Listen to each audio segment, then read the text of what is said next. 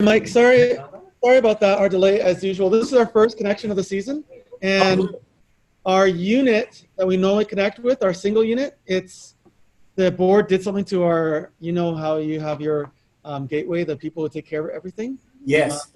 So our people, they changed some setting, and I have to talk to them to fix it. So for today, we're going to connect on multiple laptops.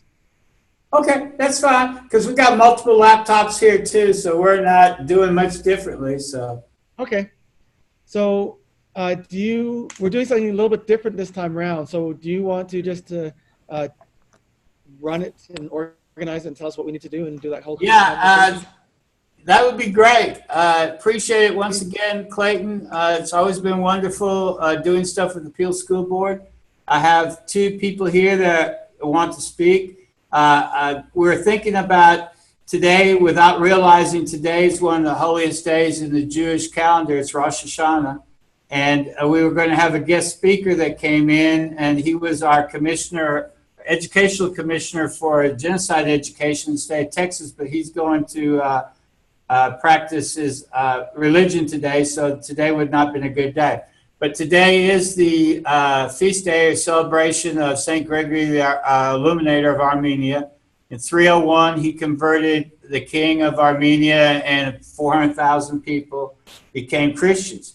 This is fairly significant because after a period of time, Armenia became a little part of the Ottoman Empire. And then in 1915, on April 24th, they started what was a genocide that was considered one of the first genocides in the 20th century.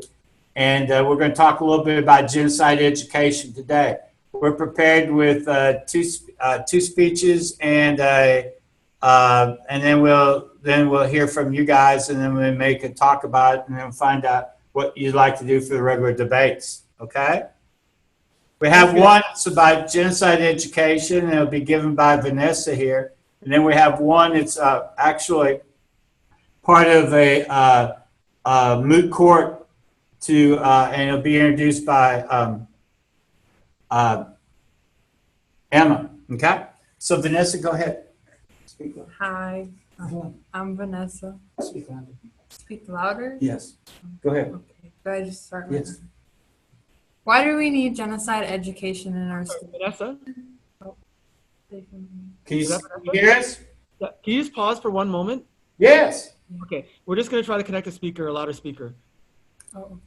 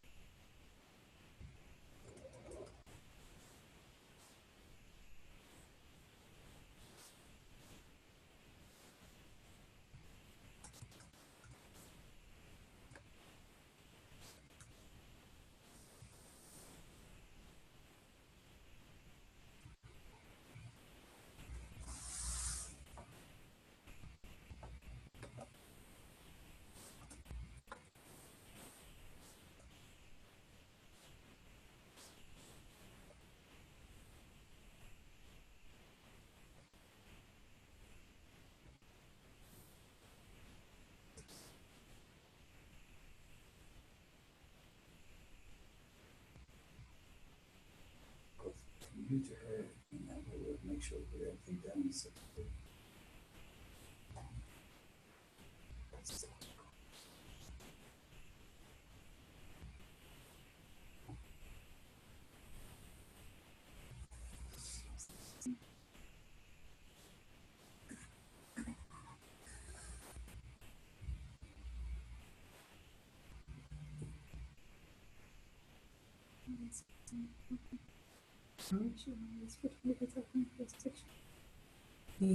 My colleagues know AJ, you guys are doing party A, right? Okay. There should be something. Oh, Amrit, get ready. minimize preferences, services, Only, services, nah, yo, I'm test like you speaker. worked on it, but be proud Oh, of it. I got it, It's Mr. good. Ellis. Wait, let me I'm be proud, bro. It's let me good. try it again. Test speaker. Wait, Just don't where is that? go back to where you just at. To open up from Google Class. Okay. You press that. Hello. Are they talking? No, it's supposed to No, be. we're not talking yet. Hello.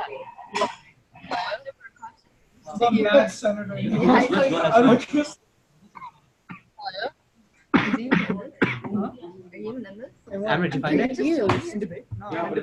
Join audio, mute microphone. Is what? I'm confused. But I can't get it on them. Can they talk? Can we ask them to talk? Oh, they're muted. Can you hear us? Hi. Would you mind just saying like testing? Yeah. Testing. 1, 2, 3.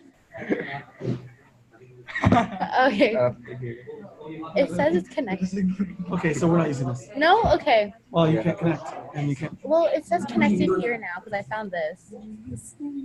Oh, When we test it, what happens? testing 1, 2, 3. Can you hear some? The system volume, the actual system volume Yeah, of the it's computer. on all the way. Okay, let's go back to. Okay, go ahead. Here we go. Yes. Okay. Should we start? You can hear us? Yes. Hi, sorry, just some technical we're good. difficulties. So, can we begin? Yes. Yep. Okay. Why do we need genocide education in our schools? Simply by asking the question, you have answered it. We need it because throughout history we have learned over and over, if we do not change our ways, we are about to repeat the same things over and over. Do you want the next genocide to start because you were afraid or unable to act quickly enough? Do you want to risk the chance that the very next person they come for is you? Martin Niemöller, a Lutheran minister who was thrown in a concentration camp during World War II, famously wrote, "First they came for the socialists, and I did not speak out because I was not a socialist. Then they came for the trade unionists, and I did not speak out because I was not a trade unionist. Then they came for the Jews, and I did not speak out because I was not a Jew. Then they came for me, and there was no one left to speak for me." Genocide education has been evolving for the past several decades. It was commonly referred to Holocaust education, as it primarily concentrated on the Jewish Holocaust. However, with Armenian genocide entering our collective consciousness and the shock of contemporary genocides, such as those occurring in Cambodia, Serbia, Rwanda, and Darfur, educators have acknowledged the importance of comparative approaches when teaching about genocide and the importance of teaching from a variety of case studies, all of which carry unique qualities. Thus, genocide education has now become an umbrella term that refers to the use of historical and contemporary cases of genocide to teach about social justice and human rights. The potential and urgency of genocide education has long been underestimated, as it has faced many challenges to date. For instance, the resistance displayed by certain communities who deny a particular genocide and prefer the issue remain silent. It was not until the 1970s that Holocaust curriculum started to develop in North America. And today we see educational institutions at all levels adopting courses fully dedicated to the topic of genocide. The goal of genocide education is not solely to educate students about historical factual accounts of genocide, but also to help pave the road to one of the most effective avenues to anti-racist education. Genocide is a consequence of deep-rooted societal discrimination and the result of a series of human rights violations that render a people vulnerable to further exploitation. Racism and its dangers are therefore displayed in their most visible and terrible form in genocide, making it a unique opportunity to teach and learn about these complex events. A combination of geopolitical circumstances and manipulation of human behavior often lead to active or indirect participation in genocide and similar crimes associated. Thus, genocide and human rights education creates an invaluable opportunity to explore the various choices available to all those affected by genocide and the decisions that could have a positive impact on society, even in the most difficult of times. How we make deep connections between individuals, the decisions we make, and the social conditions we live in are embodied in genocide education.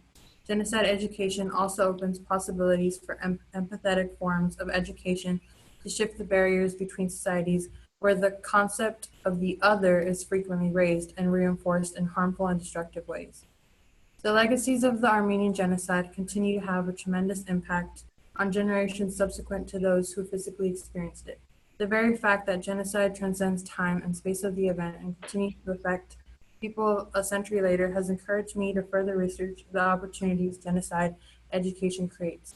This will assist in preventing future cases and will afford the coming generations the opportunity to learn from the past and make decisions practicing inclusion and diversity. According to Gregory Stanton, denial is the last of the stages of genocide. In denial, those who commit the crimes reject the reports as propaganda. Their successors tend to dismiss the evidence as alleged and unconfirmed, often claiming that legitimate sources are unofficial and illegitimate. Deniers attempt to distance the events from the legal definition of genocide by trivializing the fate, numbers, and the conditions under which the victims perished. Extensive efforts are made to rewrite history in such a way so that hardships they faced while trying to erase evidence of intent to commit genocide and any documentation associated with the crime. The stage of denial still remains today as one of the most significant barriers to implementing genocide education. Thank you. I'll be issuing a prosecution first speech against Mehmet Talib Pasha. In this case, it'll be in moot court format, just to give you a heads up. If it may please the court, Your Honor, I, Emma Castro, will represent the people in this case of International Criminal Court versus Mehmet Talib Pasha. Your Honor, many people may be wondering about the timing of today's trial. Didn't this take place almost 104 years ago? To answer this question, we would like you to have a look at the words of President Erdogan of present-day Turkey. On April 24th of 2019, most notably known as the Armenian Genocide Remembrance Day, this president sent a letter to General Vicar of the Armenian Patriarch of Turkey, urging the grandchildren of the victims that the sincerest condolences are offered and to not help those who wish to distort their history. On the same day, the Turkish president released a contradictory statement, reading, "The doors of our archive are wide open to all seeking the truth." Your Honor, this is what we are after. We do not strive to distort history, we only strive to find the truth. For 104 years, this has gone on to be ignored, and we say no more. Right now, we present the facts, regardless of President Turkey and whether he sees it as distortion. It is the perfect time to prosecute Mehmet Talib Pasha with 14 different crimes, these being 4 counts of genocide, Article 6, A, B, C, E, with 6 counts of crimes against humanity, Article 7, A, B, C, D, E, H, and with 4 counts of war crimes, Article 8, A1, 2, 3, 4, and B2. Now, for a brief statement of the facts, there are at least 8 official orders signed by Mehmet Talib Pasha, Minister of the Interior, that directly tie him to the genocide, war crimes, and crimes against humanity, concerning his role in the decimation of the Armenian population from March of 1915 to January of 1916. The first of which is dated March 25th of 1915 to Dejamal Bey, delegate at Adena. In our dispatch dated February 18th, we announced the regiment has decided to uproot and annihilate the different forces for which centuries have been the hindrance. For this purpose, it is forced to resort to very bloody methods. The second is dated March 25th, 1915, to the prefecture of Aleppo. Include the women and children also in the orders. The third, dated September 16th, prefecture of Aleppo. The government has decided to destroy completely all the indicated persons, Armenians living in Turkey. No regard must be paid to either age or sex. The fourth, dated November 18th, 1915, to the prefecture of Aleppo. It is most important that our foreigners who are in these parts shall be convinced that the expulsion of the Armenians is in reality only deportation. The fifth, dated December 11th, 1915, to the prefecture of Aleppo.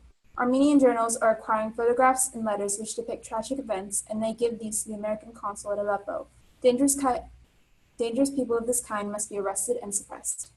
The sixth, dated December 29th, 1915, to the prefecture of Aleppo. We are informed that foreign officers are finding along the roads the corpses of the indicated persons and are photographing them. Have these corpses buried at once and do not allow them to be left near the roads. Minister of the Interior, Talat.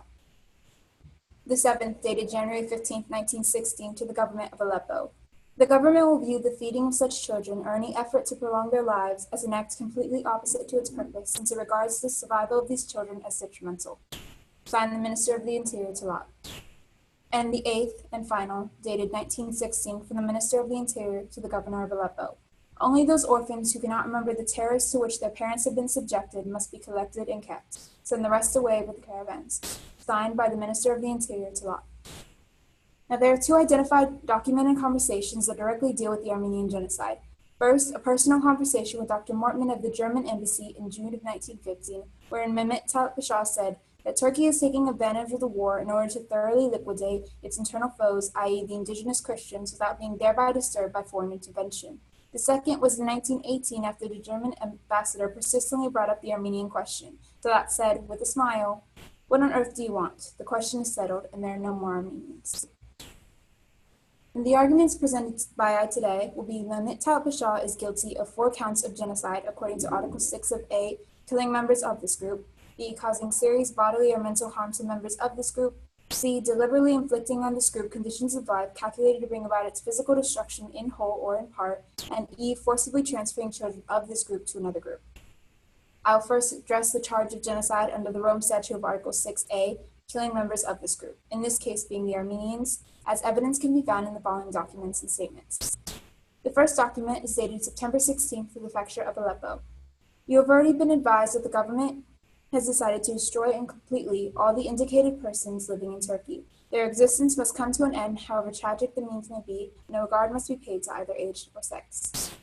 This can also be seen in the circular order of April 24th, 1915 that was signed by Mehmet Talat Pasha, Minister of the Interior, ordering the beginning of the Armenian Genocide. Following is the copy of the note from the Office of the Prime Minister to the Office of the Commander-in-Chief. The immediate closing down of the branches of committees, as well as similar organizations in the capital and in provinces, seizing of all documents and material without any losses, arresting the leaders and members of the committee, of the people who have taken part in the activities, of the Armenians who are well known by the police forces, gathering of suspicious people in the area and the towns to prevent their escape, and launching the research for weapons in suitable places have been found appropriate. Signed by Mehmet Talat Pasha. More evidence of this involvement can be seen in the testimony of the Turkish Military Tribunal in 1919 at Constantinople in the complicity of civilian and military authorities. On page 5, who was sent to Aleppo, brought to the court's attention that the intent of the deportations was destruction, as admitted to him by A. Neri with the words, I contacted Mr. Talat personally and received the orders of extermination. Moving further, although it has never been officially recognized by the U.S., a few trials did take place before the Turkish court-martials in Istanbul on the basis of Article 45 and 170 of the Ottoman Penal Code. The Young Turk leaders, Mehmet Talat Pasha, Minister of the Interior, and Enver Pasha, 13, Minister of War, were tried in absentia and convicted. The trials provide further evidence of the various aspects of the genocide against the Armenians. The accused were found guilty in judgment on July 5, 1919, of the organization and execution of the crimes of massacre against the Armenian population. Now, the next charge of genocide under the Rome Statute, Article 6, states that because he caused serious bodily or mental harm to the members of the group, this being the Armenians. Now, evidence for violation of Article 6b can be seen in the written document from Mehmet Talat Pasha, dated September 16th, to the prefecture of Aleppo. Their existence must come to an end, however tragic the means may be, and no regard must be paid to either age or sex. The following evidence is a violation of Article 6b shows that Mehmet Talat Pasha not only ordered the destruction of the Armenian people, he ordered the court-martial of anyone who would not obey his orders, as well as covering up the real intent of what is going on with these alleged deportations. Dated November 18, 1915. In view of our present policy, it is most important that foreigners who are in these parts shall be convinced that the expulsion of the Armenians is in reality only deportation. All persons who have been given information to the contrary shall be arrested and handed over to the military authorities for trial by court-martial. Additionally, the charge of genocide under the Rome Statute Article 6 states that because he inflicted on the Armenians conditions of life calculated to bring about its physical destruction in whole or in part. Evidence for this violation of Article 6c can be seen in this written document from Mehmet Talat Pasha. In the Ambassador of 1918's book, Ambassador Morgenthau's Story, Chapter 25, Talat tells us why he deports the Armenians. Morgenthau explains, the tendency was at first to regard them as mere manifestations of the disorder that had prevailed in the Armenian provinces for many years. Turkish officials declared that they were nothing more than a mob uprising which they would soon have under control. I now see that was not apparent. It is clearly the intention that Europe and America should hear of the annihilation of the Armenian race only after that annihilation had been accomplished. When the ambassador asked him about this, his reply was, someday I will come and discuss the whole Armenian subject with you. And then he added in a low tone in Turkish, but that day will never come. Finally, a charge of genocide under the Rome Statute articles, he forcibly ordered the transfer of children of one group to another group. Now, evidence of this violation of Article 6e can be seen in the written document from Mehmet Talat Pasha, dated January 15th of 1916 to the governor of Aleppo.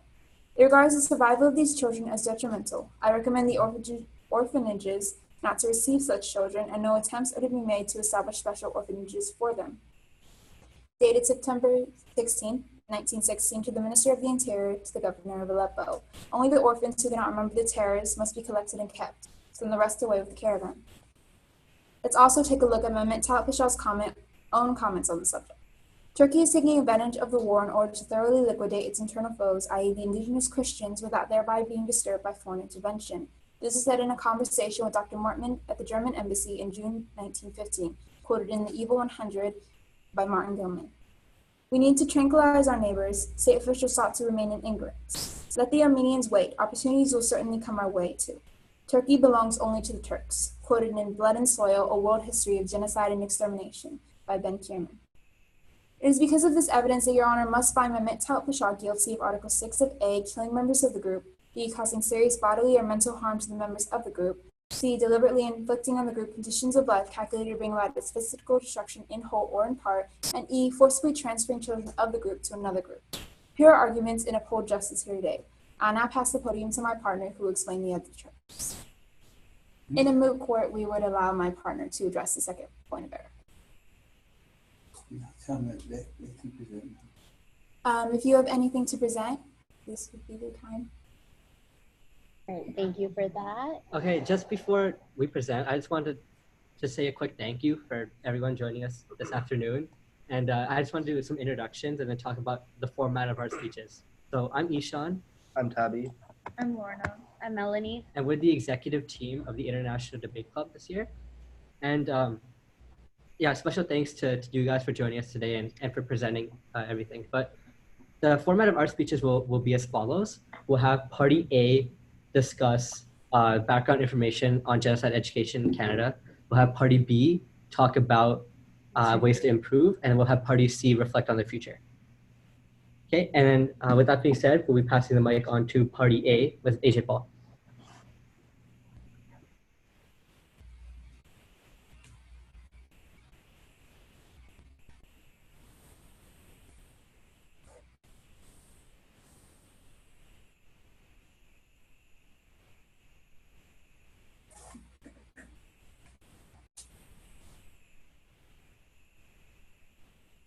Right, so hello, my name is Kushi, and so I'm representing Party A.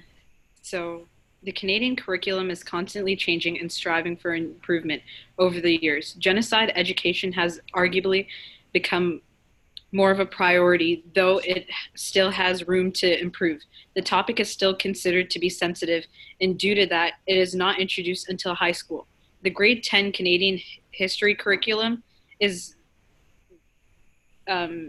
split into two sections: World War I, 1920s and 1930s, World War II, and the Cold War and beyond. As each genocide falls into the timelines, students are able to briefly examine each and understand the events that took place. It begins to cover the Holocaust, the Indigenous genocide within Canada, and the Rwandan genocide. Students begin to learn more of what genocide is and what it means, and the involvement of Canadians in each of those genocides.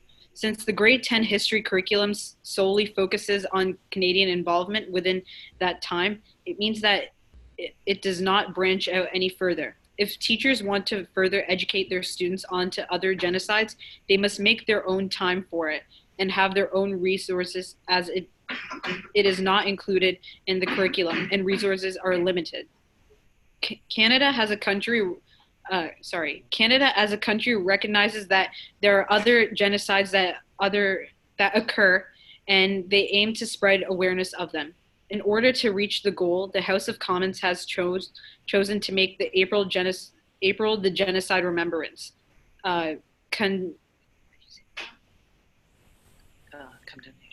Condemnation and Prevention Month. This month intends to commemorate the victims and the survivors, and to spread awareness to prevent past atrocities from occurring again. Thank you.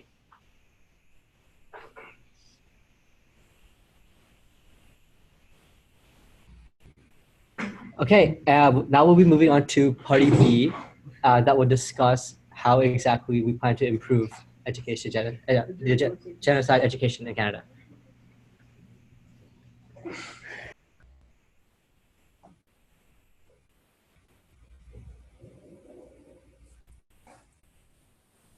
Moving on to speech for party B.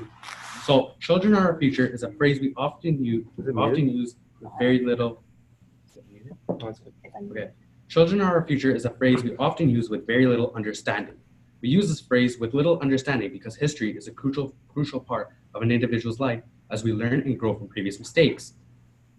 The genocide education is limited in Canada as many individuals are taught very little about any types of genocide. Initially, almost 80% of students cannot name another genocide after the Holocaust, which is a major concern in the 21st century. Only in recent years has Canada actually begun to take responsibility for the suffering of Indigenous people in the country. The last residential school was closed in 1996, and since it was so recent, it has just been incorporated into the education system. With increasing trends of technology, individuals can use the technology to benefit them in school, which can help improve genocide education in Canada. Moreover, there are many other options which can be used to educate people about any types of genocide. This includes resources like books, various forms of media, or creating a mandatory course which can be used as a credit and a learning experience for students. These are some education solutions that can help increase awareness as many individuals are lacking crucial information. Many students are not educated in Quebec, and in an article the author shared, many high school students in Quebec do not know who Hitler was or what the Holocaust was all about. Individuals need to be involved and proactive when it comes to learning about history, as we want to educate people about previous faults. This being said, the idea of creating a course and a positive learning environment can help ensure that everything about the genocide is being taught to students. Thank you very much.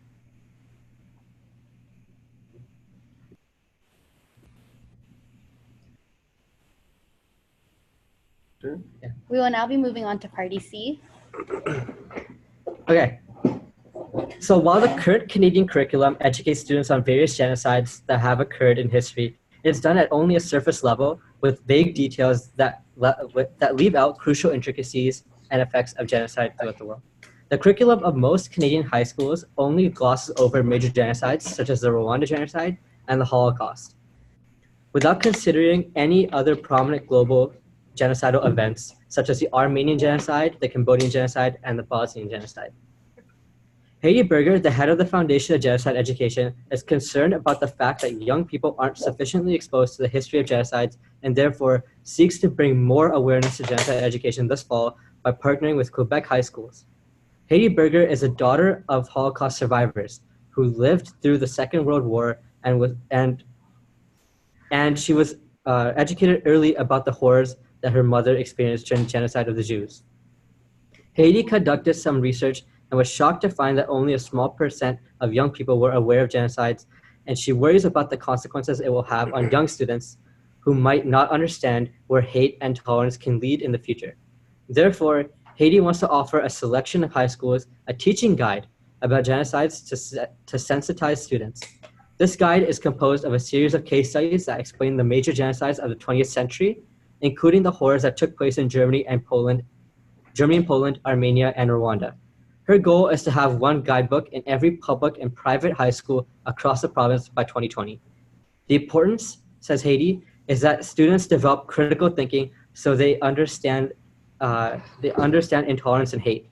Kyle Matthews, the executive director of the Montreal Institute for Genocide and Human Rights Studies at the Concordia University, was alongside Berger in meetings with the education minister to develop the guide.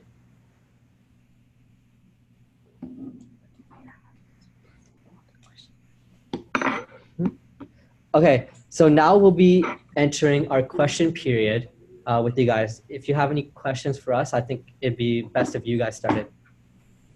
Yeah, I have a couple questions. How's the Holodomor taught at all? You didn't mention anything about the Ukraine and 7 to 12 million people, and there's quite a few Ukrainian people in Canada, especially in the prairie provinces. Is it taught at all?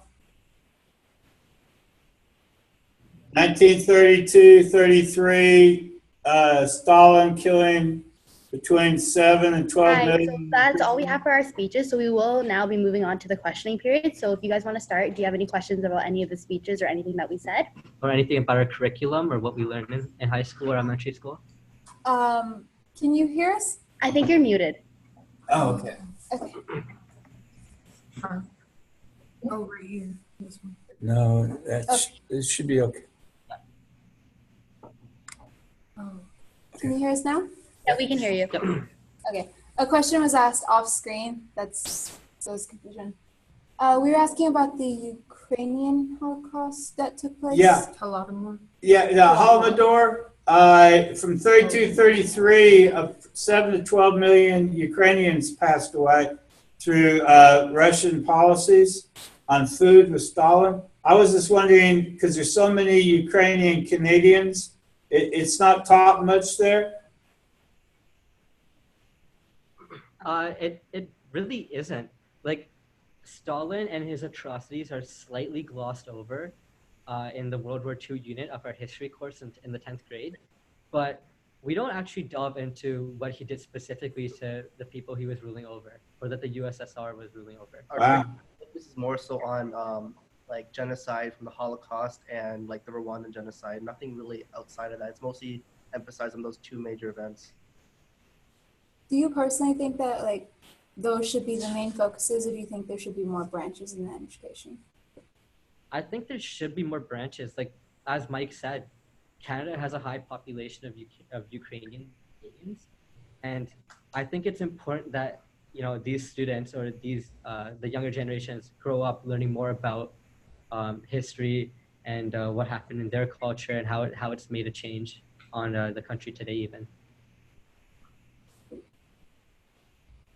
How about, is anything taught about Chinese genocides or ongoing problems in China or treating minorities and Chinese people?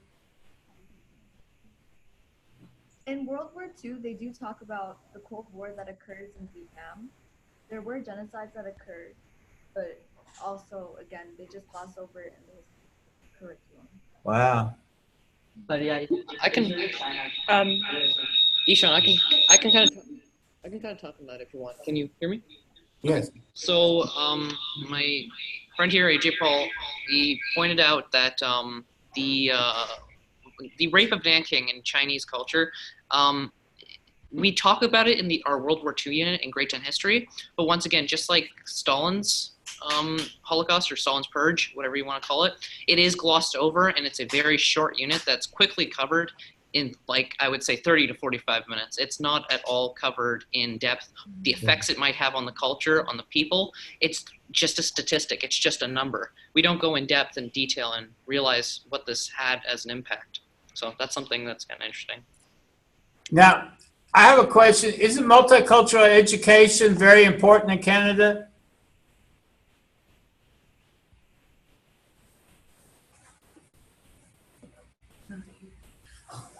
Hi, could you repeat your question?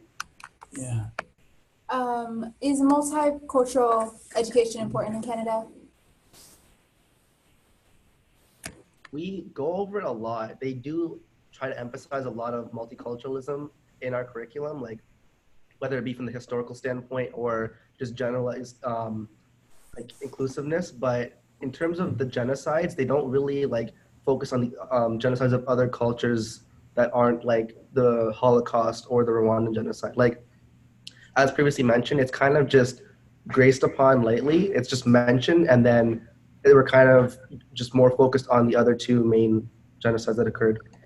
To add on, the only time where genocide is really discussed in class is during grade 10 history, and the grade 10 history curriculum really only focuses on Canadian involvement. So they, as much as like we'd like to say that we really discuss multicultural, like we talk about every other culture and everything, the curriculum itself only focuses solely on Canadians. And again, because it is back in World War I and World War II, they only discuss things that occurred during that timeline. So it's very minimal, and it barely scrapes the surface.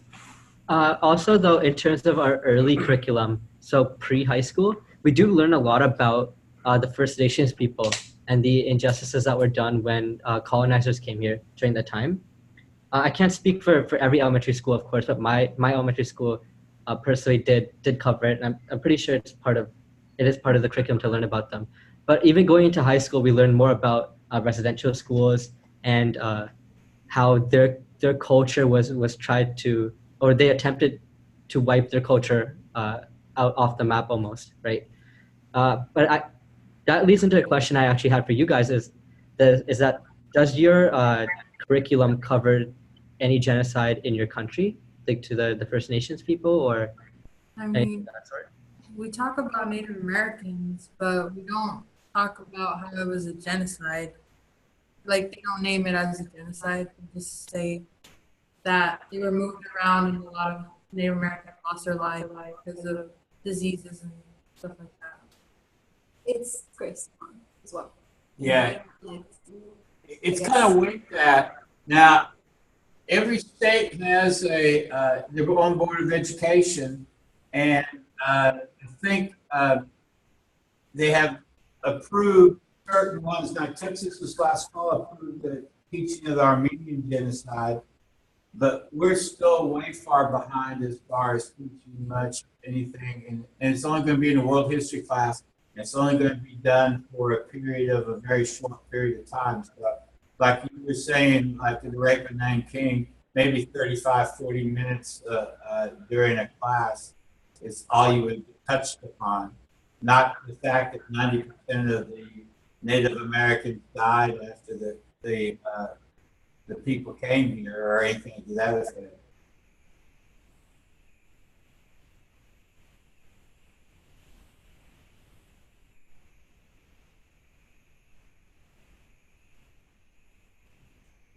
I also had another follow-up question. So in your speeches, the Armenian genocide and such was discussed to great length. I was just this might just be clarification, but is that something that's covered heavily in the American curriculum? No, it's not. It's more involved in a case we did with the World Affairs Council last year. We heavily discussed the Armenian genocide, and in Texas we got the mayor of Austin to sign a proclamation and such to declare that April 24th is the Armenian Genocide Remembrance Day. And yeah, every year we're trying to do genocide trials, and we're trying to hold people account for different things. Like we have a trial for Joseph Stalin for the Hall in the Door. We have a trial for the Ottoman Empire. There's 5 or 6 different trials we can do, and this was just an example that we used today.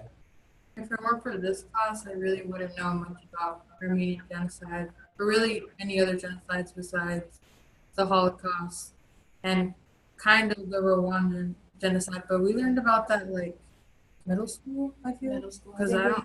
Yeah. Yeah.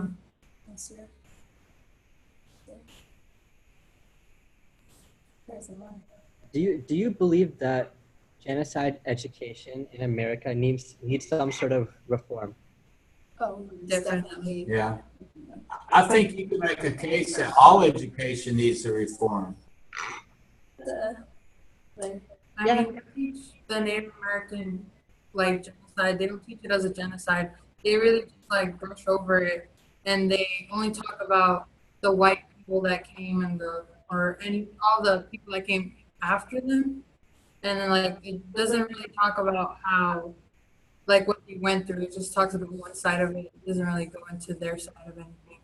If they do go into it, it's just the teacher dividing curriculum like for a day and then going back the next day. It's never an actual thing that's supposed to be taught. Yeah, because we look too towards testing, and it's not tested, so that's one of the reasons why they don't cover it. So in terms of actually, amending the curriculum, how would you say, is the best way to do that? Is it to add more courses that focuses on different genocides? Is it to fix the elementary curriculum or maybe even add it to the grade 10 one? What would you think is the best way to go about that? I think one of the best ways is to just change the narrative of how we talk about it, even if it is for that only 45-minute period. We should play more attention on the victims of the genocide, and it should start in elementary school and, well, to a certain point, because, children, their atrocities discussed. But like as a child, they teach you that, they were the good guys, like the Americans were the good guys. They don't really talk about the Native Americans at all. It's not taught. It's not really taught that what they did was actually really bad. Like, they're seen as like the good side. Like there's no, oh, what we did was wrong.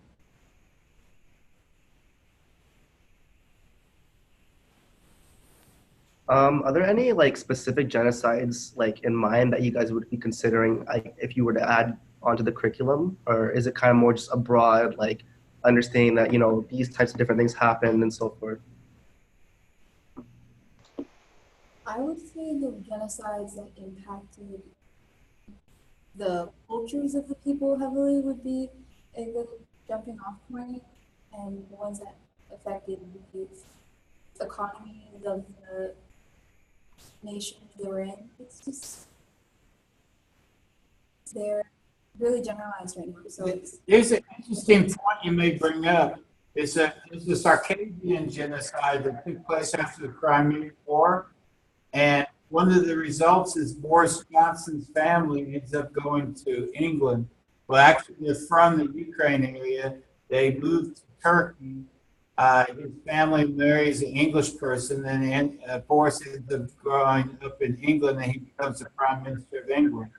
So there are indirect impacts of population movements like that, and maybe studying more about genocides could, really impact that.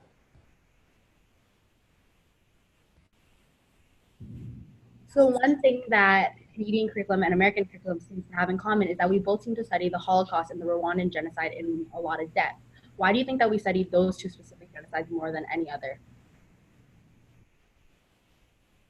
I mean, the United States was involved in World War II, so that's why for the Holocaust. But to blame ourselves as the good guys who save them, blah, blah, blah. But I don't really know why we learn much about the Rwandan more than any other. Well, Rwanda was popularized with Hotel Rwanda. It took place in the 90s. And for many cases, it was just like Darfur in the 24-hour news cycle. It was very popular. Ethiopia and Eritrea. I mean, you can name a lot of different genocides. Here in the States, there are pockets of people who are Armenians, and Armenian genocide is very popular to study. Unfortunately, today, our girls will have to leave pretty quick because they have to go to another class. In the future, we can stay longer. We want to know what you want to debate on next, and we could kind of decide that before we left. So we'll have to talk about it later on. We will have a list that Mr. Ellis can send Okay, great. With a list of debate topics, and we hope to hear from you again. So thank you for providing us with this opportunity today to discuss the state of genocide education. And comparing and contrasting both genocide education is really interesting topic, knowing that a lot of our genocides that are involved with our countries are glossed over a lot. So through this conversation, we hope to see the curriculum advance itself in order to further educate students on genocide. Though our conversation is finished today, the state of genocide education is a matter that should be a continuous priority. We hope to connect with you again, and that this discussion to the state of genocide education. Well, I have to go. Thank you so much. This was very nice. And thank you, Mike. Thank you. Thanks for joining us, guys. Thank you. We hope to connect. No problem. They have to leave. Our bells are a little off today. No problem. Hi. I can stay and talk, but you're going to have to go ahead and. Okay. Well, it's great connecting with you. We'll hope to see you again soon. Okay, thank you.